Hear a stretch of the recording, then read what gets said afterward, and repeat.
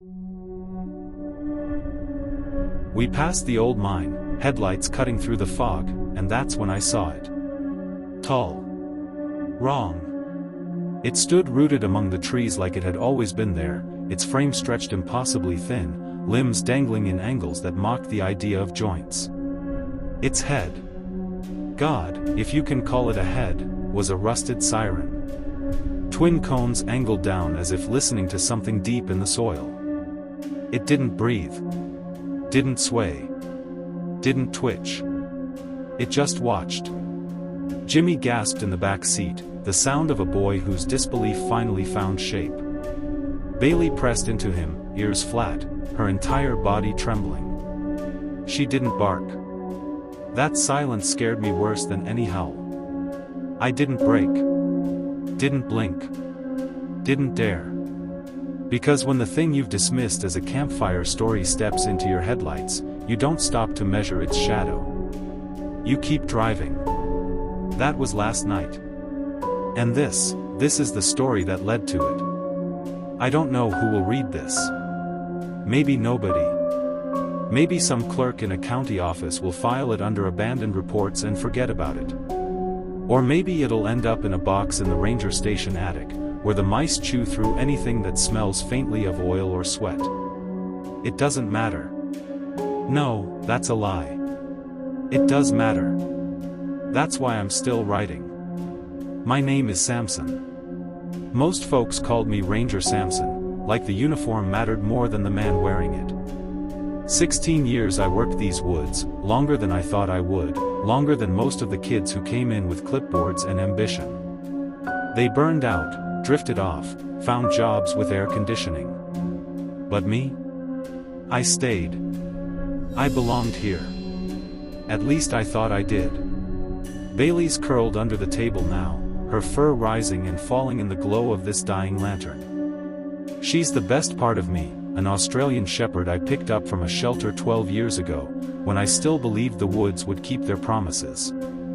She's saved more lives than I can count. Some folks still stop me in town to call her a hero. She always hated the medals. Tried to chew one off the day they pinned it to her collar. If I'm writing this, it's because something has shifted in these woods, something that won't let me rest. And if I don't put it down, it'll keep chewing at me until there's nothing left. 16 years. That's how long I've been stationed at Northern Ridge. Long enough to know which cabins flood first when the creek jumps its bank. Long enough to recognize tourists by their shoes before they open their mouths. Long enough that I could walk the main loop blindfolded and still tell you when we were coming up on the bent pine by the 2nd-mile marker. I always thought of the woods as an equal partner. You respect it, bury your fires, pack out your trash, give the black bears the right of way, and it respects you back. Quiet mornings on the dock. Loons calling across the lake. A peace you can't buy anywhere else. But that's the trick, isn't it? Quiet only feels safe when you think you've earned it. These days, the quiet feels wrong. Sometimes, when I sit on the porch at dusk, I swear the trees are holding their breath. And in that silence, I hear something else. Not wind, not owls, not even coyotes, just the pressure of being watched.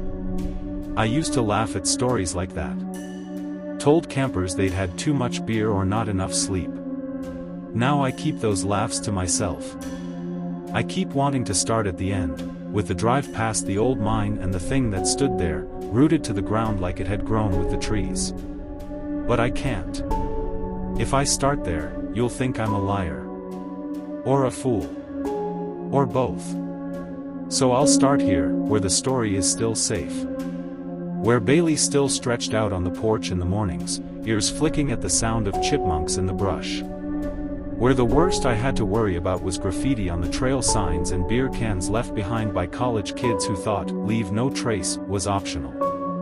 The beginning matters. Because if I don't tell you how ordinary it all was, you won't believe what came after. I'll be honest, I'm not sure I believe it myself. Some days it feels like a dream I can't shake. Other days I wonder if I ever left those woods at all. But I did. And this this is the story of why I'll never go back. Most mornings start the same. The kettle rattles on the propane stove, spitting steam through a lid bent from years of being dropped. Bailey sits by the door like a sentry, ears forward, tail making small thumps against the floorboards. She knows the order: boots, coffee, clipboard, harness. The harness was new last year, green nylon with her name stitched into the side. A gift from the town after she pulled that boy from the river. She looked proud the first time I clipped it, but after that it was just part of the ritual. We step onto the porch just as the fog lifts from the tree line. The air is heavy with the smell of wet pine needles and ash, remnants of illegal fire pits we've scattered and stamped out. Patrol starts with the main loop. Fallen branches to clear. Trash to collect. Signs to straighten where someone's carved initials or drawn something obscene. It's grunt work, but it matters. The trails are promises, and people forget that promises can break if you don't tend to them. Bailey trots ahead, circles back, nose to the ground, tail high. She pauses at old fire pits, nose twitching like she's reading the story left in the ashes. If only dogs could talk, I think sometimes. But maybe it's better they can't. By mid-morning we reach the lake. Bailey chases frogs along the shallows while I sit on the dock with a thermos. The world feels quiet then. Too quiet, sometimes.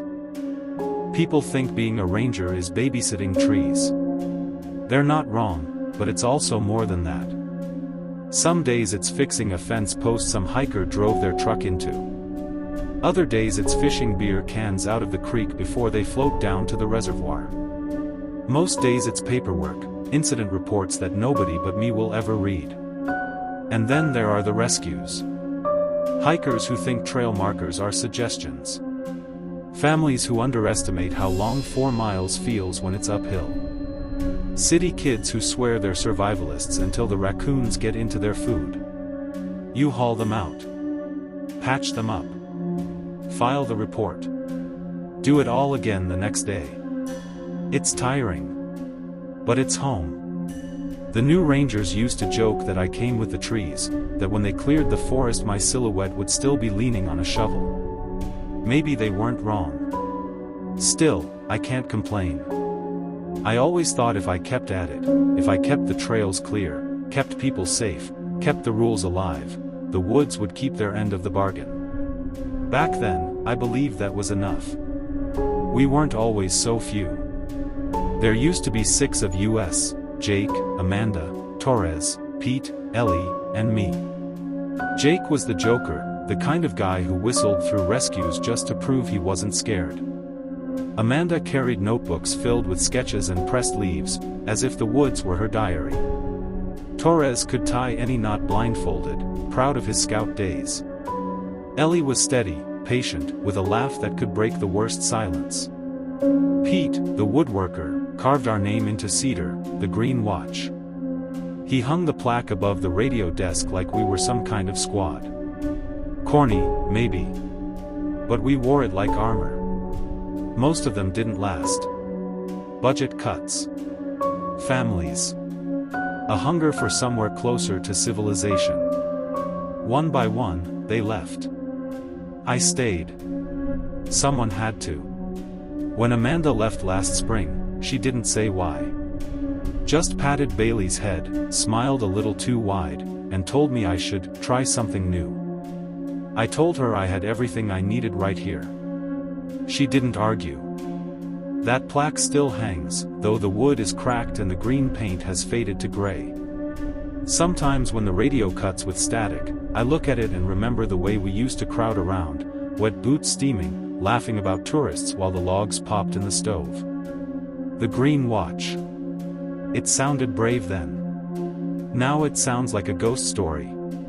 Tourist season always begins with the sound of minivans grinding up the gravel road. Families tumble out in shorts and sunglasses, kids dragging stuffed animals and bags of marshmallows. By sundown, the air fills with the smell of charcoal, bug spray, and laughter. Bailey makes her rounds like a mayor.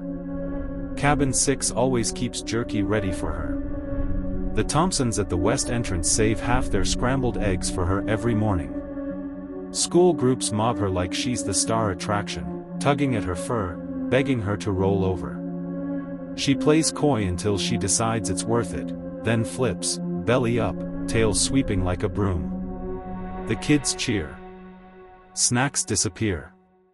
She's smarter than most politicians. I watch from the porch sometimes, half smiling, half aching. This park isn't Disney World. It isn't supposed to be entertainment. But try telling that to parents who think nature is just a backdrop for family photos. Still, seeing Bailey bring joy makes me soften. She's not just a dog. She's crew. She keeps the air lighter when the reports start piling up. She keeps me sane when the nights are too quiet. Everyone loves her. They forget my name, but they remember hers. Maybe that's the way it should be. It was July when the first real report came in. A boy, maybe 14, thin as a branch, with a mop of hair and a cracked iPhone he clutched like it was proof of something. His parents trailed him into Station 2, embarrassed, trying to laugh it off. He didn't laugh. He told me he'd wandered past the boundary signs while his folks were grilling hot dogs. Just wanted to take some photos for a school project on erosion. When I asked, he said his name was Jimmy. He handed me the phone. 2 grainy pictures. The first? Trees, blurred by movement. The second? Same patch of woods, zoomed too far, pixels smeared. But in the center, between 2 trunks at least 12 feet high, stood something. Tall. Too tall. Thin, stretched wrong, like skin draped over scaffolding. And its head, it wasn't a head at all. It was a rusted shape, wide and flared, like an old air raid siren bolted to a neck. The photo made my stomach dip. I forced a laugh. Could be anything, I told them. Old equipment, trick of the light. Low-res cameras do that sometimes. His parents nodded, relieved. Jimmy didn't. He just stared at me like he knew I didn't believe what I was saying. After they left, I wrote the incident in the logbook, careful and vague, teen claims sighting near mine boundary. Grainy photos. Likely misinterpretation. But the image stuck in my head. That night, Bailey and I walked the northern ridge as usual. The fog was thick, clinging to my clothes, making the flashlight beam into a wall. Every creak of branches set my nerves jangling. I kept picturing that photo, the long frame, the unnatural head. I told myself it was nothing, the way I always told tourists their imaginations had gotten ahead of them. But I couldn't shake the thought. Bailey trotted ahead, nose to the ground. She paused once, ears perked, staring into the dark. I snapped my fingers, called her back. She came without fuss, but her eyes stayed locked on the trees longer than I liked. I didn't report that. Some things you keep to yourself. The next few days felt heavier. Like the woods themselves had changed density. Mornings were the same, coffee, patrols, tourists, Bailey charming kids. But the silence in the off hours was different. I'd sit on the dock, thermos in hand, and instead of hearing frogs and insects, I'd hear nothing. Just the hum of blood in my ears. Bailey sat beside me, ears pricked, muscles taut, watching the tree line as if waiting for something to step out. I told myself it was in my head. Long summers make rangers paranoid. Too many late nights, too many stories traded over radios. Still, every time I closed my eyes, I saw that stretched figure in the boy's photo. And worse, I started to wonder if I'd seen it before. Not with my eyes. But in the corner of my memory. Like the woods had been whispering it all along, and I'd finally started listening.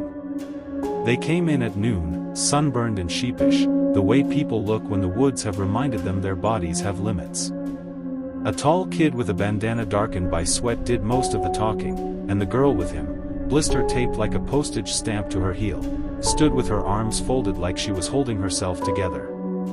"We took fire watch," he said, "the steep one. We made the ridge and were catching our breath. I looked out over the bowl, you know the place where the pine's thin?" I nodded. "Everyone thinks they're the first to discover that viewpoint. We see this thing," he said, "out in the open where the grass is high. At first I think moose, but it's," he hesitated, searching for a word he thought I'd accept. "It's wrong in the joints," he finished. "Wrong how?" I asked. "It turned without turning," the girl said, squeezing the tape on her blister like it could answer for her. "Like the top moved but the bottom didn't. Like when you twist a bottle cap and the threads catch late." I wrote while they talked. Where, when, how the light fell. I asked if they'd taken photos. "Phone died," the guy said, and smiled at his own stupidity. The girl didn't smile. "Heat can play tricks. Dehydration too," I told them. "You're at elevation, your eyes are searching for contrast. You'll make one if you need to." "I saw it," she said, quiet and stubborn. "It was tall. It was pale. And it wasn't a person." Bailey, lying by the table with her chin on her paws, watched them without moving. When the girl looked down at her, Bailey thumped her tail once as if to say "I believe you," and then went still again, ears tilted toward the window. Outside, the wind had dropped. The flag on the porch hung with the color drained out of it. I gave them water, a map, the lecture about staying on marked trails, the number to call if they heard anything that sounded like a child. The guy nodded too quickly. The girl tucked the map in her back pocket like it was a talisman. After they left, I let the report sit open on the desk. The ink dried in a hard line. When I finally closed the folder, it felt like closing a lid. One of the younger rangers, contract, summer only, the kind you can tell will vanish when the leaves do, took a photo of the old air raid siren by the maintenance road. Tripod rusted, twin horns frozen at a skyward angle, its base half swallowed by grass. He posted it with the caption, "We heard something weird today," and a ghost emoji. Another kid posted a selfie at the NO entry sign near the east boundary, chin tilted, hashtag Sirenhead Park. The kind of joke that buys you likes from people who were never coming here anyway. By the end of the week, the forum threads were doing what threads do, multiplying in the dark. Someone had drawn a crude map with circles where sightings, probably, happened. Someone else posted a photo of a shadow between two trees and wrote, "Zoom X8, see the horn?" I leaned over the interns at the station computer and told them to knock it off, then went back to my desk and scrolled anyway. If you don't tell your own story, the internet will invent one for you. The county loves attention until it doesn't. For a minute there, we had record numbers, families squeezing into cabins like vacation had a sell-by date. The kiosk cash box got heavy.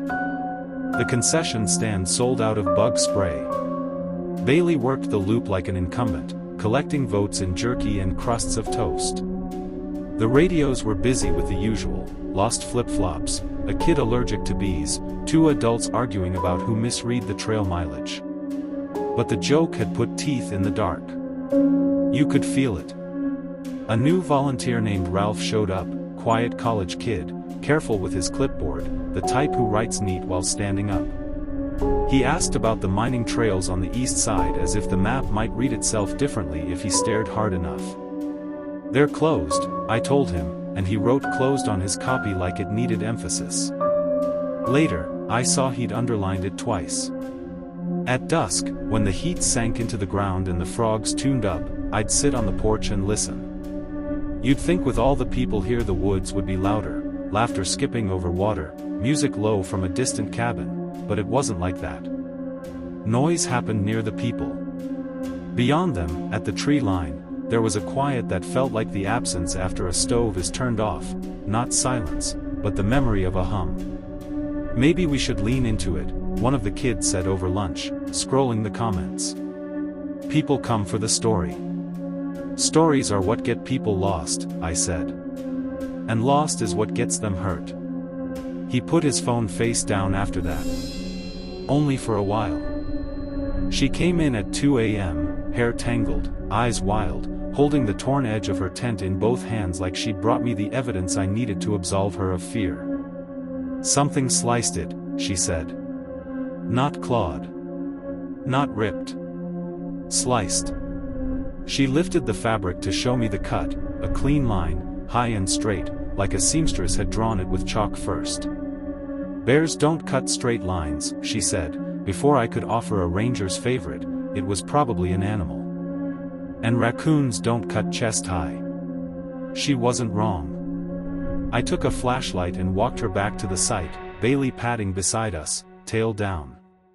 The campsite looked normal if you ignored the way the trees were leaning, not actually leaning, just attentive.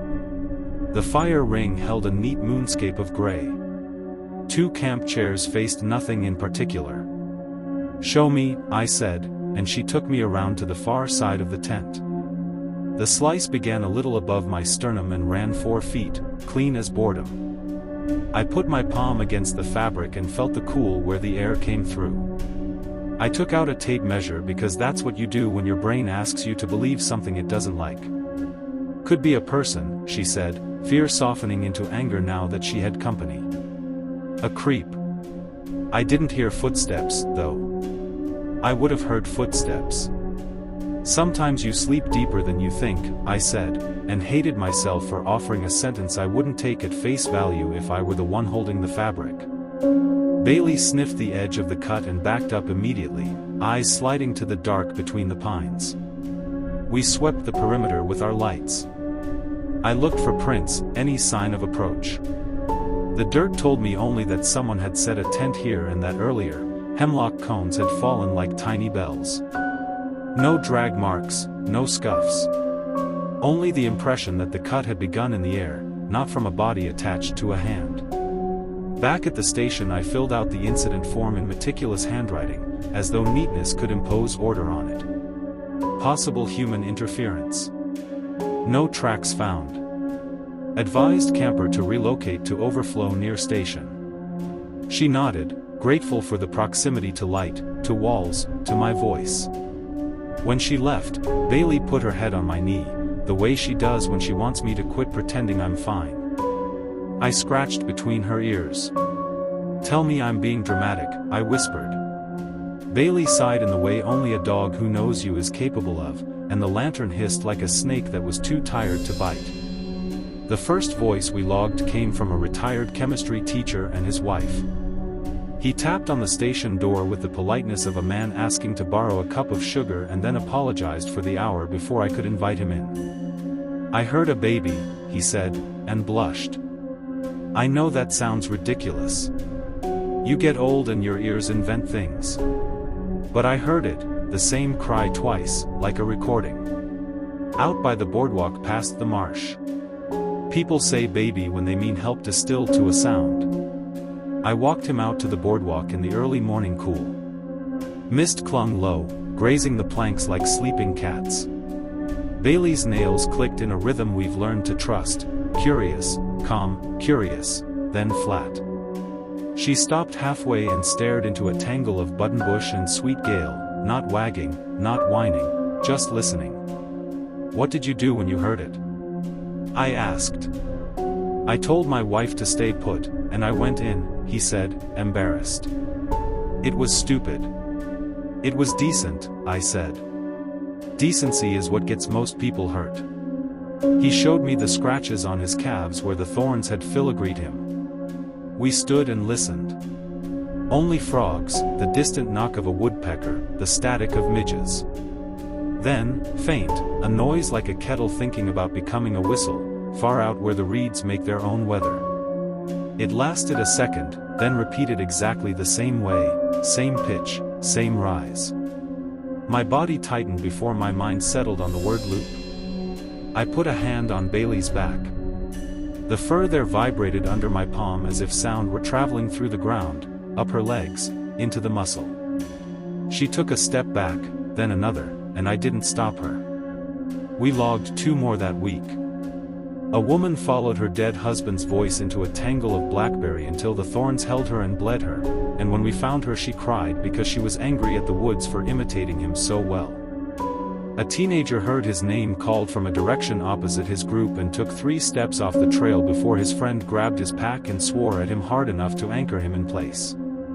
He kept saying, "It sounded like my mom." He said it like a confession. I added a new line to the nightly briefing: "If you hear a familiar voice coming from the tree line, do not follow."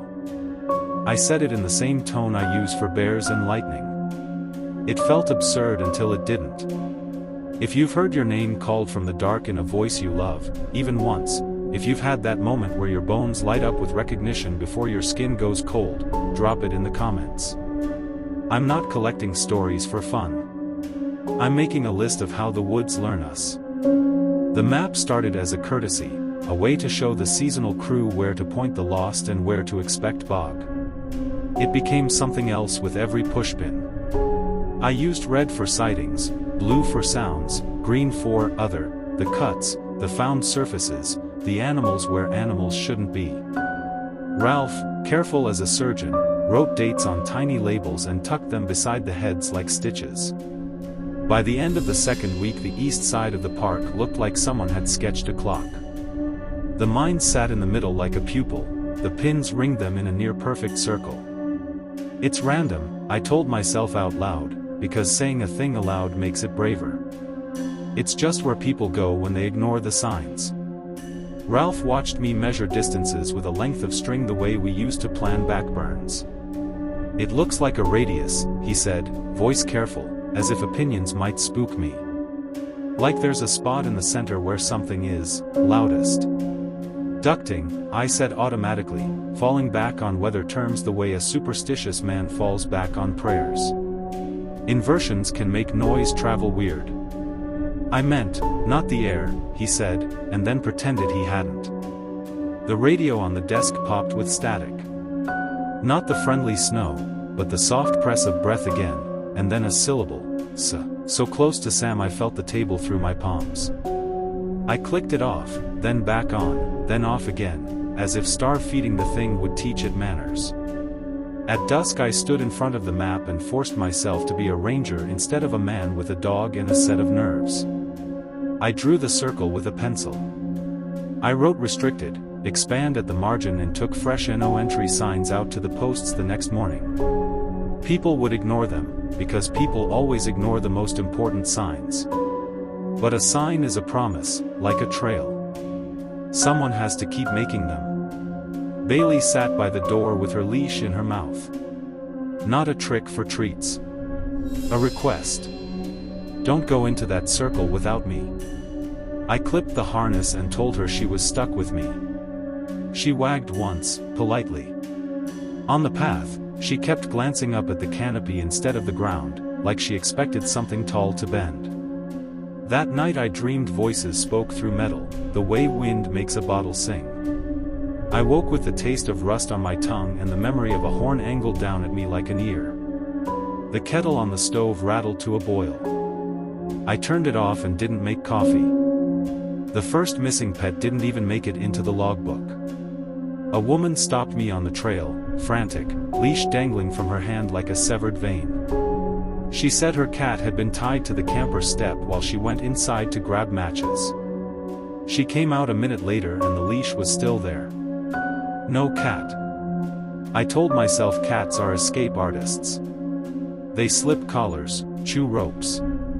They vanish into trees and return 3 days later with burrs in their tails and smugness in their eyes. But then came the beagle. A regular wanderer, well known by the rangers, always looped back to his campsite after an hour of sniffing. One evening, he didn't. The third was worse. 2 dogs, opposite sides of the park, both vanished the same night. One leash was still tied to a tree, chewed through clean, as though something had severed it with precision. Not frayed, not ragged. A perfect parting. I kept Bailey leashed after that. She didn't understand. She'd always roamed ahead, circling back to me like a satellite returning to orbit. Now she trotted at my side, rope taut between us, throwing me looks as if to say, what did I do wrong? You didn't, I told her more than once. I just don't trust the woods anymore. The truth is, I didn't trust what the woods were letting in. Families get lost all the time. It's part of the job.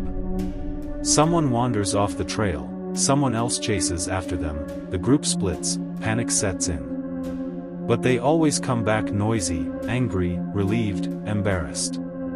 This family didn't come back noisy. They were found sitting beneath a maple a mile from where they should have been. 4 of them, mother, father, 2 kids. They weren't injured. They weren't panicking. They were just sitting. 2 of them couldn't explain how they'd gotten there. The boy kept asking for his brother, though the brother was sitting right beside him. The girl stared at her hands, mumbling that she felt unplugged. I crouched in front of the father and asked how long they'd been there. He blinked, slow, like someone waking from anesthesia. We were on the trail, he said. Then we weren't. That's all he could give me. We guided them back in silence. Bailey stayed close, watching them like they were strangers who'd borrowed human faces. When we reached the cabin, the parents thanked us mechanically, as if they'd practiced the words but not the feeling behind them. That night, I wrote the report twice. The first time I used words like disoriented and heat fatigue. The second time I crossed them out and wrote nothing. Some stories don't fit into government forms. The day Bailey saved the boy is the one that made the papers. You might have seen the headline, "Hero Dog Saves Child from Waterfall Fall." They made it sound like a Hallmark movie. It wasn't. We were leading a school group along the ridge where the trees thin and you can see the waterfall from above. I was answering a question about lichens when Bailey lunged forward, barking. Half the group screamed. The boy had stepped over the edge. Not stumbled. Not slipped. Stepped. Like he didn't even see it. By the time I turned, Bailey was already over the lip, teeth clamped on the collar of his jacket. She pulled with a desperation I'd never seen, paws scrambling on the rocks, the boy dangling like a broken puppet. I lunged too, grabbing his arm, and together we hauled him back onto the trail.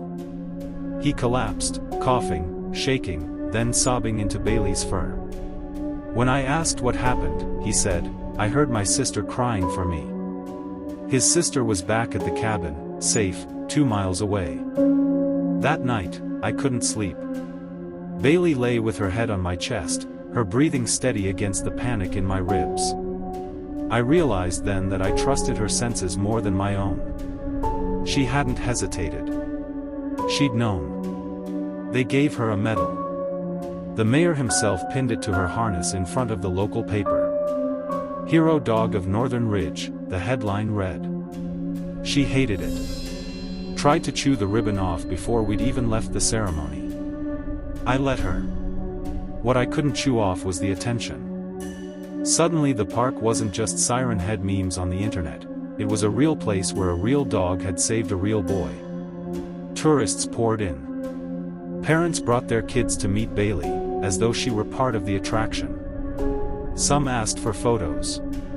She tolerated it with weary grace. But every time someone called her a hero, I thought about how the boy had looked when he told me he heard his sister's voice. About how deliberate his step off that cliff had been. About how none of this felt like heroism to me, only survival, for now. I started to worry that the attention itself was bait. The more people came, the more the woods had to work with. And the woods were listening. I could feel it. They snuck in after dark, like they always do. 3 of them, flashlights bouncing, laughter forced. They wanted to catch a glimpse of the monster, record proof, go viral. We found them crouched against the crumbling wall of the old mine shaft. Their lights lay scattered on the ground, beams tilted uselessly into the brush. The kids themselves sat pressed together, eyes wide, mouths open, but no sound coming out. Not crying. Not screaming. Not speaking. Just silent, as if something had pressed pause on them. When we guided them back, they didn't answer questions. Not about what they saw, not about how they found themselves there. They didn't need to. Their faces told me enough. Bailey kept pulling against the leash, growling low at the darkness beyond the shaft, hackles raised like I'd never seen before. I didn't let her go. I don't know what would have happened if I had.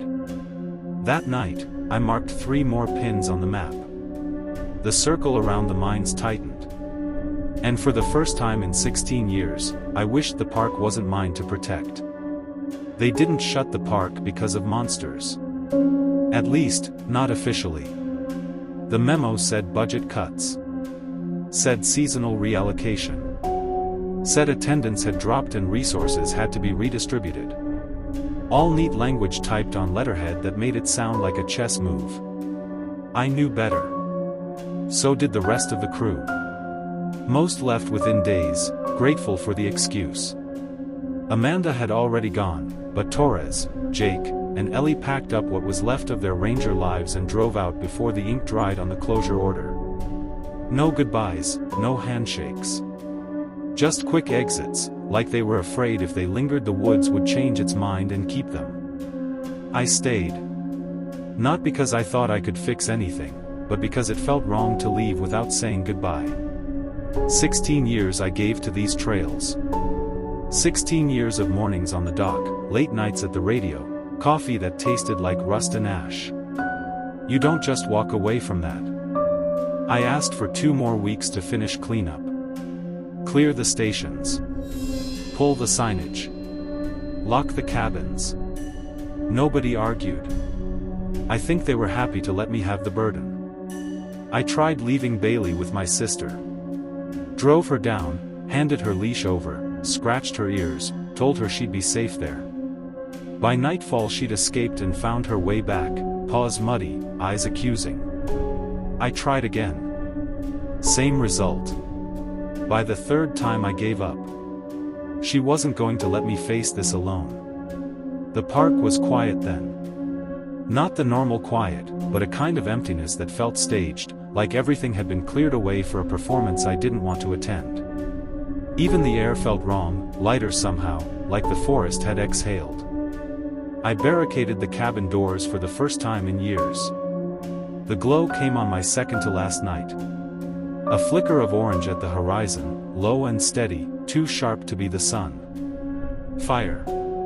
I drove toward it, gravel hissing under the tires.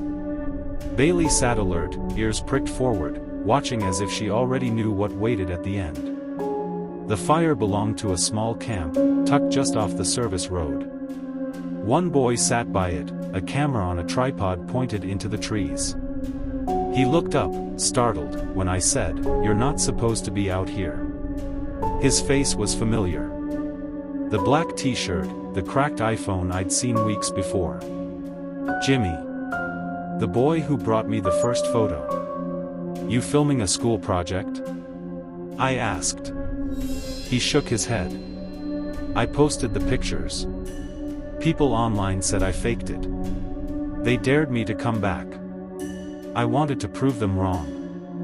I sighed, tired in a way that made my bones feel hollow.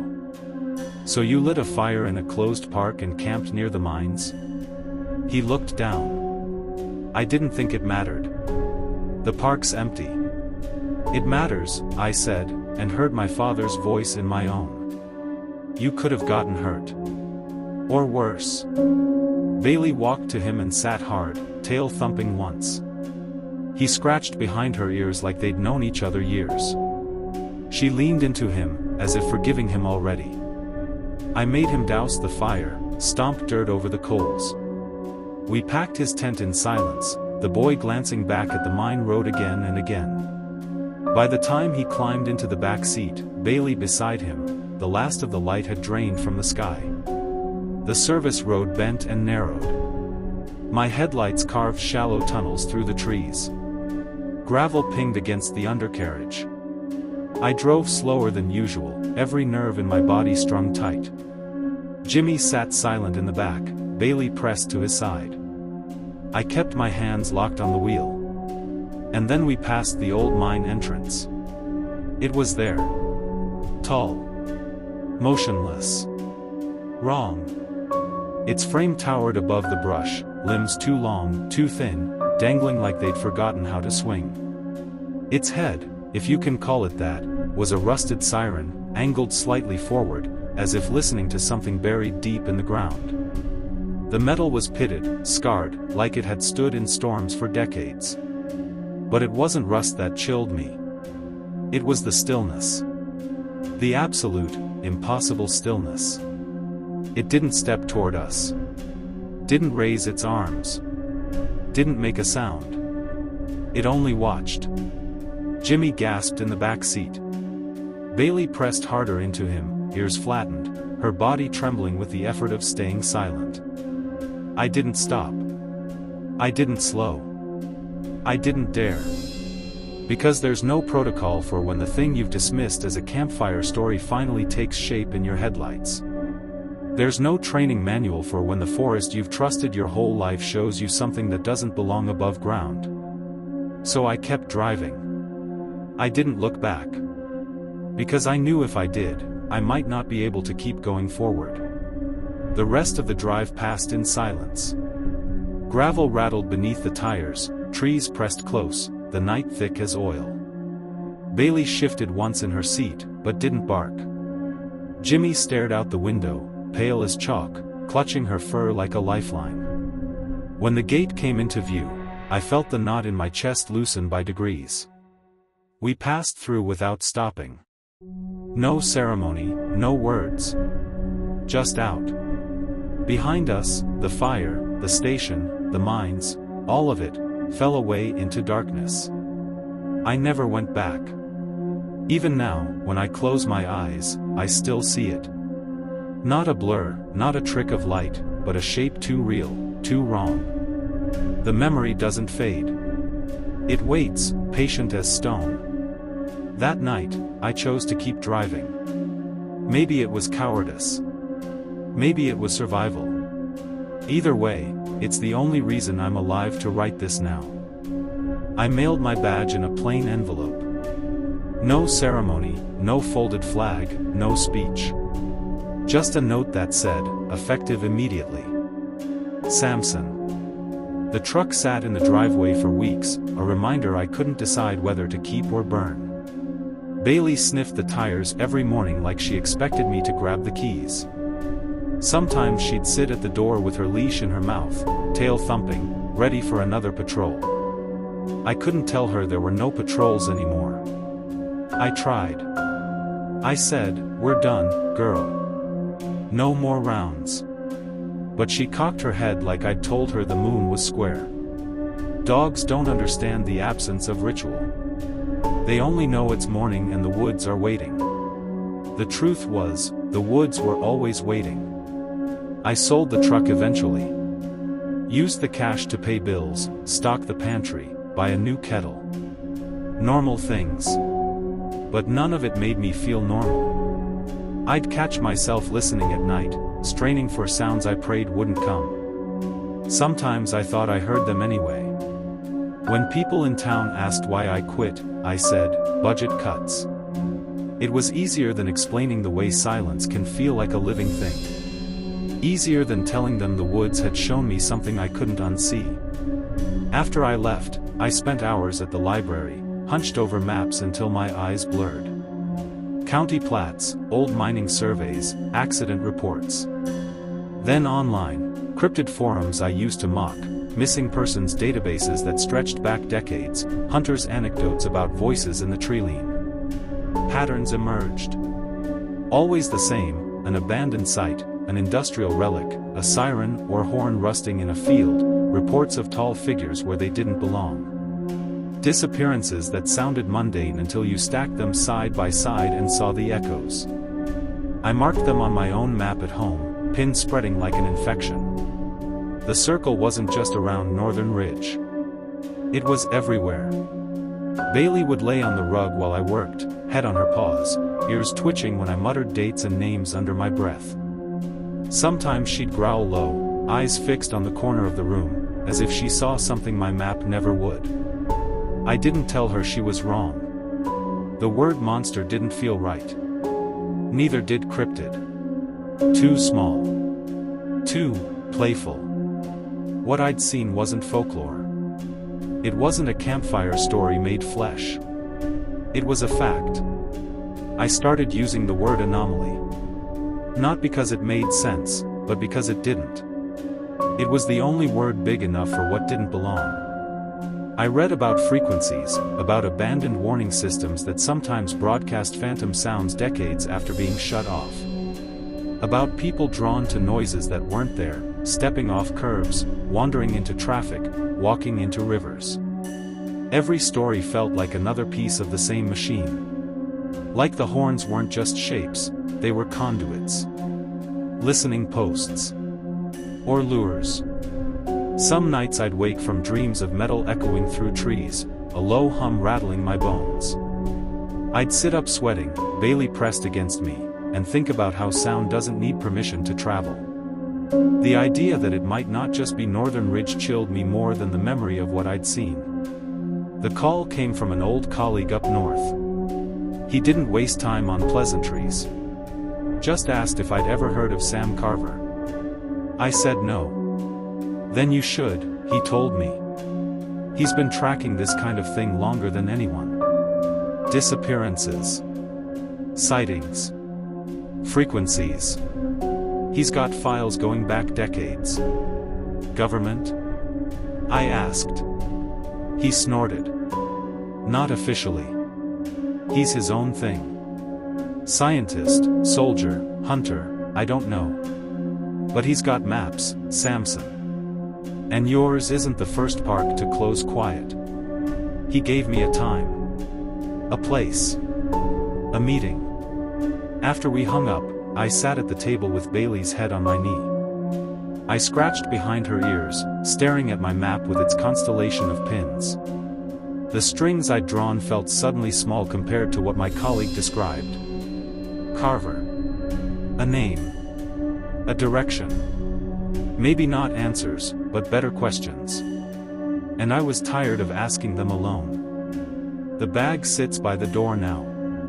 Boots tucked beside it. Flashlight packed, spare batteries rattling like teeth. Notebook. Coffee tin. Bailey's harness folded on top. She knows. Of course she knows. Every time I reach for the bag, her tail starts up, slow at first, then quicker, like she's winding herself back to the rhythm she was born for. Patrol rhythm. She doesn't know we're not going back to Ridge. She doesn't know we're chasing ghosts on roads we've never walked. Maybe she doesn't care. Maybe she just wants to be beside me, the same way she was on the dock, on the ridge, in the truck when the thing stood at the tree line. I clip the harness anyway. She leans into me, ears forward, waiting. They say you can take the boy out of the woods, but you can't take the woods out of the boy. I used to laugh at that. Now I understand it wasn't a joke. The woods don't leave you. They grow in your marrow. They wait in your dreams. I left the park that night. I never went back. But it never left me. Sirenhead. That's what the internet calls it. It sounds silly out loud, like a comic book villain. But I saw it. Rusted metal where a face should be. A body that stood too still. You don't forget something that isn't supposed to exist. You don't forget what it means when the land you've sworn to protect shows you it belongs to something older, something hungrier. I don't know what Carver will tell me. I don't know if I'll come back with answers, or if I'll vanish like all the pins on my map. What I know is this: there are things in the woods that listen. Things that wait. Things that use our voices like bait. And if you've ever felt eyes on you when no one was there, if you've ever heard your name whispered when you were alone, then you already know.